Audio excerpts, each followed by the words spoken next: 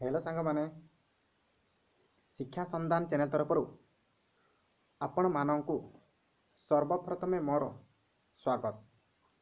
जो शिक्षार्थी भाई भौणी माने भी ए भिडियोटी देखुंती से मोर विनम्र अनुरोध जे भिडियोटी अधारे स्किप नक शेष पर्यंत देखी जातु जहाँफल ए पाठ्य विषयटी आपण मैंने सहजरे बुझीपारे।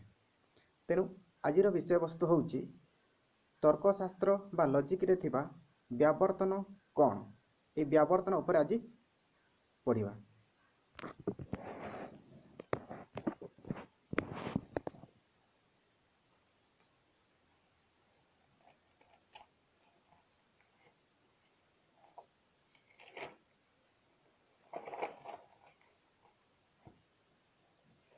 देख आज आम तर्कशास्त्र पार्ट 4 आरंभ करवा। व्यावर्तन कहले कौन बुझ यार नियमावली आ ए ई एवं उ तर्क वाक्यर व्यावर्तन रूप निरूपण कर। क्वेश्चन अच्छी तेणु यार एनसार कौन हम उत्तर कौन हम जो अव्यवहित अवरोह अनुमान हेतुवाक्यर उद्देश्य पद सिद्धांत उद्देश्य रूपे एवं हेतुवाक्यर विधेय पदर विरुद्ध पद सिद्धांत विधेय रूपे व्यवहार करी हेतुवाक्य एवं सिद्धांत मध्य यथायथ संबंध निरूपण करने को व्यावर्तन कहुए। व्यावर्तन हेतुवाक्य को व्यावर्तनीय कहुए एवं व्यावर्तन सिद्धांत को व्यावर्तित कहुए। तापर देखिबा यार नियमावली। व्यावर्तन नियमावली 3 प्रकार।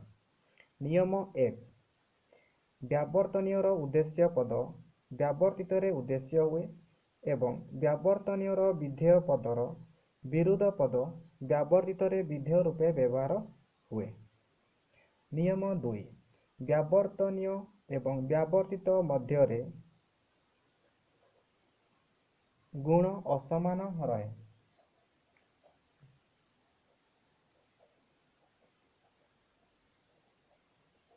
असमान रहे। नियम 3 जो पद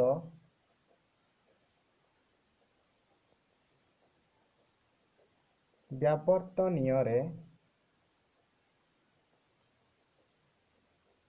अव्याप्त थाए ताहा व्यावर्तित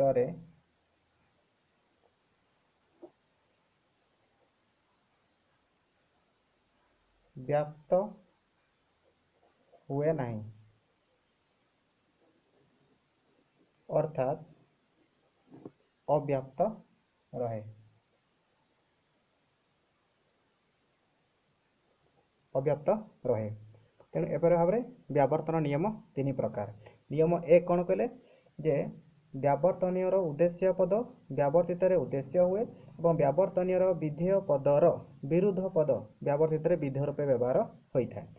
नियम 2 व्यावर्तनीय एवं व्यावर्तित मध्य गुण समान रहे, अर्थात समान रहे नहीं। नियम 3 जो पद व्यावर्तनीय अव्याप्त थाए ताहा व्यावर्तित व्याप्त हुए नहीं, अर्थात अव्याप्त ही रहे। तापर देखिबा व्यावर्तन रूप। हेडी लिखिदेवा व्यावर्तन रूप। तेणु या भल भाव में देखा आ तर्क वाक्यर व्यावर्तन होची ए तर्क वाक्यर व्यावर्तन रूप होची आ ई तर्क वाक्यर व्यावर्तन रूप होची उ तर्क वाक्यर व्यावर्तन रूप होची ई। जदि लेखाटी स्पष्ट भाव में जना पड़ूना तथापि आम शुणिकी ताकू मन रखा और लेखिकी रखा। नेक्स्ट यही आ ए ई ओ व्यावर्तन रूपटी को किपरि भाव में प्रयोग करा जाए ताकू आम बर्तमान प्रयोग करिबा।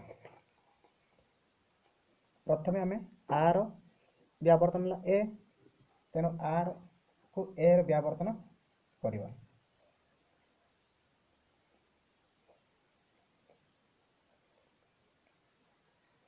आर हेबो समस्त अटे अटंती हेबो तेणु आम लिखा समस्त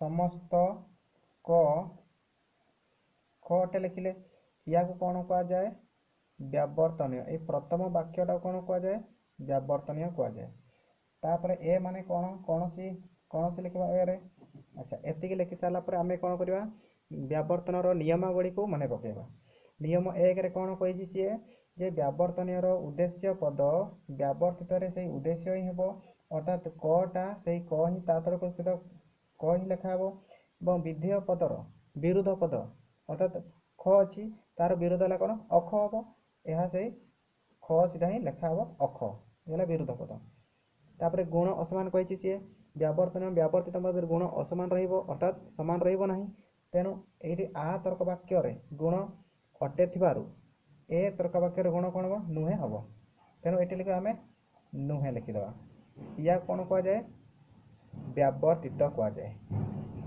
ये आम लिखिले एतिकी लिखि सारा पर आम कौन करवा व्याप्त अव्याप्त चिन्ह देवा जे आ तर्क वाक्यर उद्देश्य पद सब व्याप्त हुए विधेय पद अव्याप्त हुए ए तर्क वाक्यर उद्देश्य पद व्याप्त हुए विधेय पद व्याप्त हुए यह आम पूर्वर जाचु तेणु या आम केमिति वर्णना कर लिखा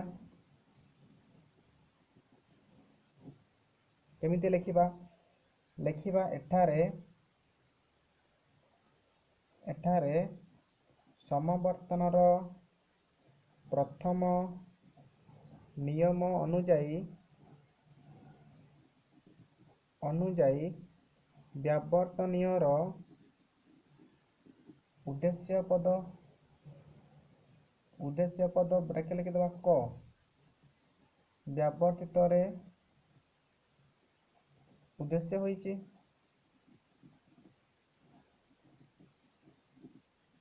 होइछि एवं व्यावर्तनीयर विधेय पद ख र विरुद्ध पद अख व्यावर्तित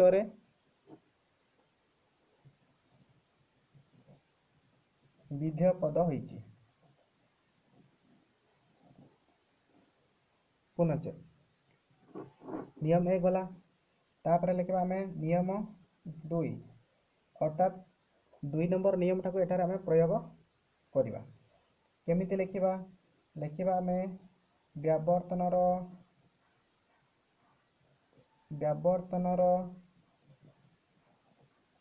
द्वितीय नियम अनुजाई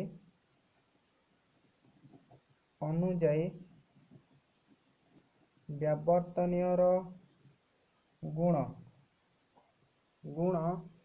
तदर्थक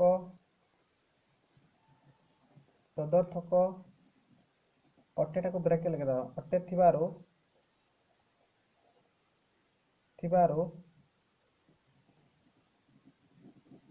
व्यावर्तित गुण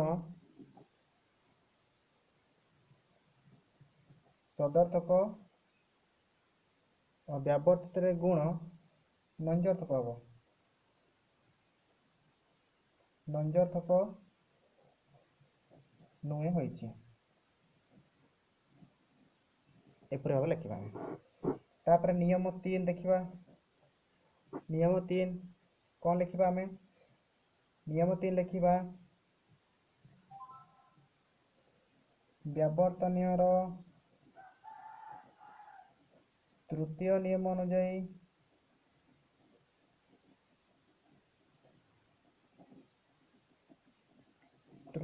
अनुजाई व्यावर्तनीयर विधेय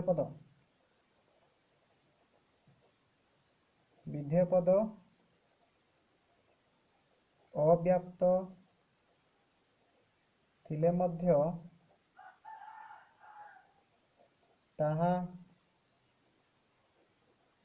व्यावर्तित व्याप्त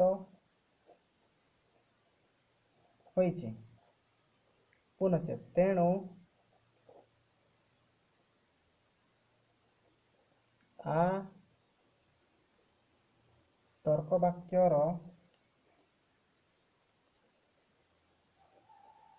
ବ୍ୟବହୃତ ରୂପ ଏ ତର୍କ ବାକ୍ୟ ହବ। ଏପରି ଭାବରେ ଆମେ ଲେଖିବା। ତାପରେ 2 ରେ ଆମେ ଲେଖିବା କ'ଣ? 2 ରେ ଆମେ ଲେଖିବା ଏ ଆ ଲେଖିଦେବା। ଏ ରେ ହେଉଛି ଆମର କୌଣସି ହେବ, କୌଣସି ଫୁଲ ଫଳ କଥା ଆମେ ଲେଖିପାର କିମ୍ବା ଖ ସେଇ କଥା ହିଁ ଆମେ ଲେଖିପାରୁ। କିମ୍ବା ଆମେ ଲେଖିବା କୌଣସି ଫଳ ମିଠା ନୁହେଁ। ଏହାକୁ କ'ଣ କୁହାଯାଏ? ବ୍ୟାବର୍ତ୍ତନୀୟ।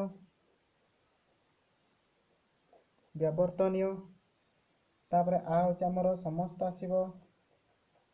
ସମସ୍ତ ସିଏ କ'ଣ କରୁଛି? ବ୍ୟାବର୍ତ୍ତନୀୟର ଉଦ୍ଦେଶ୍ୟ ପଦ ଯିଏ ଥିବ ବ୍ୟାବର୍ତ୍ତିତ ଉଦ୍ଦେଶ୍ୟ ହିଁ ହେବ, ଅର୍ଥାତ୍ ଫଳଟା ଫଳ ହିଁ ହେବ। ଏବଂ ବ୍ୟାବର୍ତ୍ତନୀୟର ବିଧେୟ ପଦ ଯିଏ ଅଛି ତାର ବିରୋଧ ପଦଟା ବ୍ୟାବର୍ତ୍ତିତରେ ବିଧେୟ ହେବ, ଅର୍ଥାତ୍ ମିଠାର ବିରୋଧ ହେଲା ଅମିଠା, ବିଧେୟ ସିଧା ହିଁ ହେବ ହେଲା। ତାପରେ ହେଲା ଗୁଣ। ଗୁଣ ହେଲା କ'ଣ?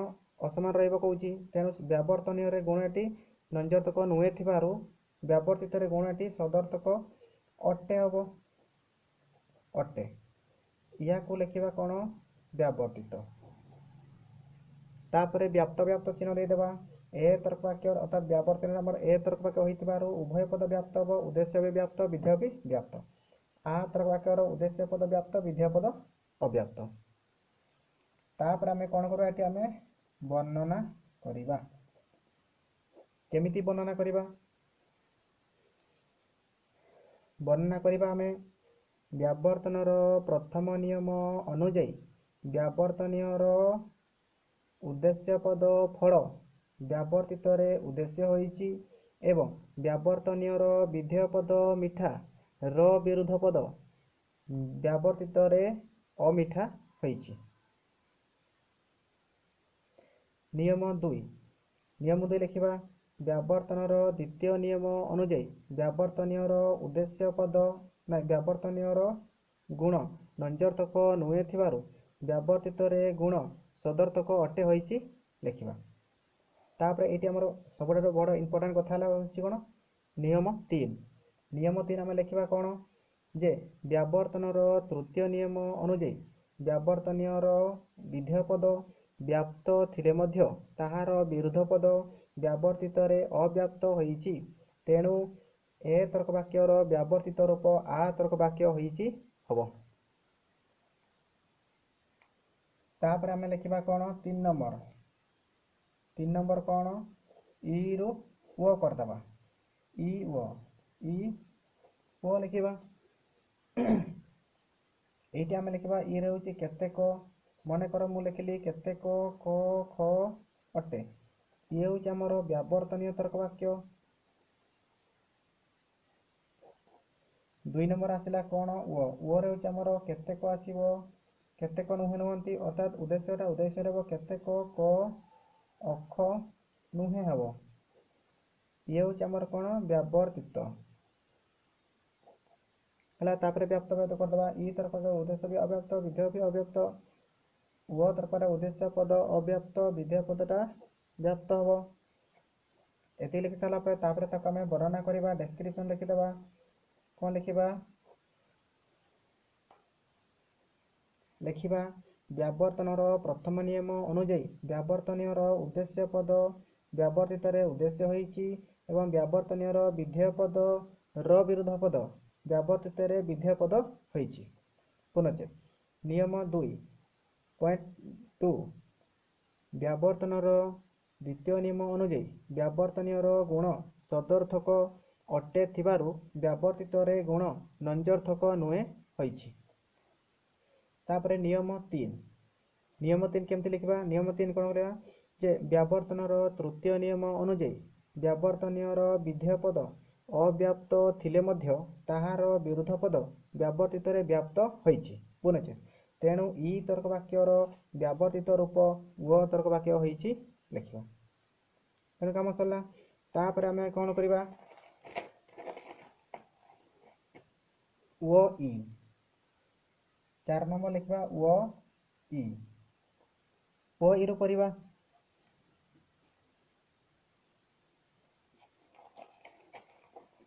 चिन्हा जाउछि ना चिन्हा जाउनी ना हौ ठीक अछि हेले आमे भलसे ठीक देखिबा आ नले शुणिकी लिखि पारिबा आमे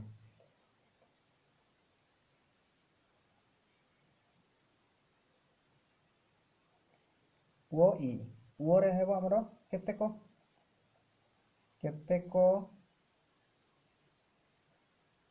फल मिठा नुहे केतेक फल मिठा नुहे या कौन कह जाए व्यावर्तनीय आसीबो केतेक फल अमिठा अटे या कह जाए व्यावर्तित व्यावर्तित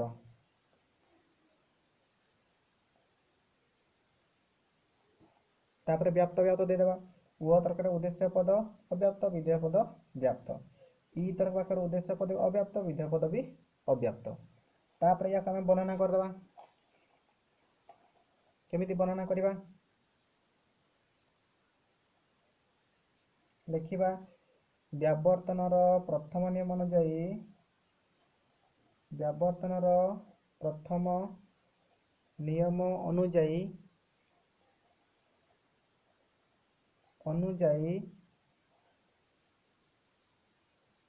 व्यावर्तनीयर उद्देश्य पद व्यावर्तित रे उद्देश्य होईची एवं व्यावर्तनीयर विधेय पद र विरोध पद व्यावर्तित रे विधेय पद होईची पुनश्च नियम 2 व्यावर्तनर द्वितीय नियम अनुଯାयी व्यावर्तनीयर गुण नंजर्थक नुहे थिबारु व्यावर्तित रे गुण सदर्थक अटे होईची पुनश्च नियम 3 व्यावर्तनर तृतीय नियम अनुଯାयी व्यावर्तनीयर विधेय पद व्याप्त थिले मध्य ताहार विरोध पद व्यावर्तित रे अव्याप्त होईची पुनश्च तेणु व तर्क वाक्यर व्यावर्तित रूप इ तर्क वाक्य होईची लिखिबा तेणु एपरि भाबरे आमे व्यावर्तनर तार प्रमाण कले तापर हमर आसीबो वस्तुगत व्यावर्तन कहले कोन बुझ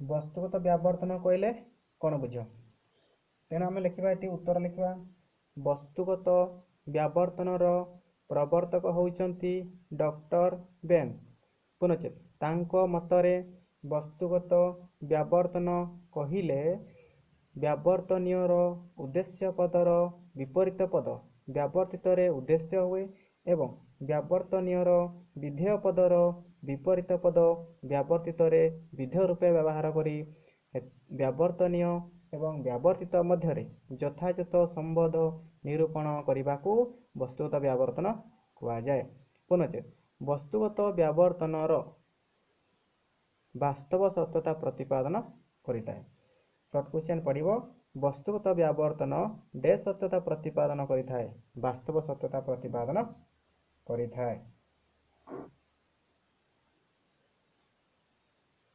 यार उदाहरण केमती हेबो यार उदाहरण में देबा मने कर मु लिखिली समस्त दिन आलोक अटे समस्त दिन आलोक अटे या को कौन कह जाए व्यावर्तनीय तेणु सी कौन कला व्यावर्तनीय उद्देश्य पद विपरीत उद्देश्य हेबो एवं विधेय पदर विपरीत विधेय रूप हेबो तेणु लिखिबा समस्त दिनर विपरीत है राति आलोक विपरीत है अंधार समस्त अंधार समस्त राति अंधार अटे लिखिबा या कौन कह जाए व्यावर्तित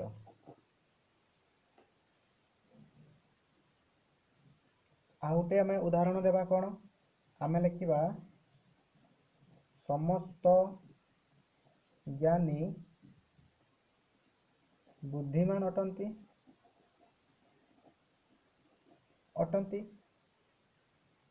सात लिखा आमे केतेक अज्ञानी अबुद्धिमान अटंती बा बुद्धिमान नुहंती लिखा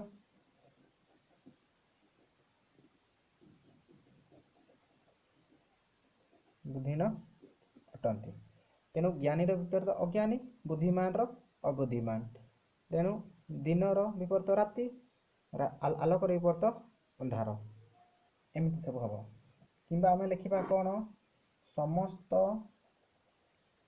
समस्त ध्वनि सुखी अटंती समस्त ध्वनि सुखी अटंती या कौन कह व्यावर्तनीय तापर ये लिखा समस्त ध्वनि विपरीत कौन गरीब ये लिखा गरीब सुखी विपरीत कौन दुखी अटंती या लिखा कौन व्यावर्तित एपरी भाव में आम वस्तुगत व्यावर्तन लिखा तेणु वस्तुगत व्यावर्तन कौन 3 मार्किया क्वेश्चन पड़ो तेणु आम लिखा जे वस्तुगत व्यावर्तन जनक होती डॉक्टर बेन तांको मतरे वस्तुगत व्यावर्तन कहिले व्यावर्तनीय उद्देश्य पदर विपरीत पद व्यावर्तित उद्देश्य हुए एवं व्यावर्तनीय विधेय पदर विपरीत पद व्यावर्तित विधेय रूपे व्यवहार हुए व्यावर्तनीय और व्यावर्त मध्य यथायथ संबंध निरूपण करने को वस्तुगत व्यावर्तन कहुए तेणु वस्तुगत व्यावर्तन वास्तव सत्यता प्रतिपादन करे अर्थात वास्तव मान कौन सत्य घटना उपर ये आधारित तेणु आज ये जदियो लेखा गुड़िक देखा जाऊ ना तेबे मु जो नोट डाकुची मु जो कहीकि तुमको कहीदे कहूँ से तुम शुणी शुणिका लिखि रख आउ जदि कौटी जानी न हुए मत निश्चिंत भाव में मेसेज करेंगे कि व्हाट्सएप करेंगे कि कमेंट सेक्शन लिखिए एवं ए भिडियोटी केमिति आम पाखर अन्य जन सांगसाथी माने पाई पारिबे सेतिमाई आमे बहुत मात्रा रे आमर सांगसाथी जो माने कि +2 द्वितीय वर्ष रे पढ़ुचंती सेही भाई भौणी माननकु शेयर करिबा एवं यह आमर पार्ट 4 रही तेणु आगु आम आहरी पढ़ा तेणु भिडियोटी जदि सब्सक्राइब करदेव तेणु जो भिडियो गुड़िक मु तैयारी करुच्ची ना से भिडियो गुड़िक आपण पाखे प्रथमे पहुँचब एवं ताको आमे प्रथमे देखिपारे तेणु आज मुझे समस्त को मो तरफ धन्यवाद।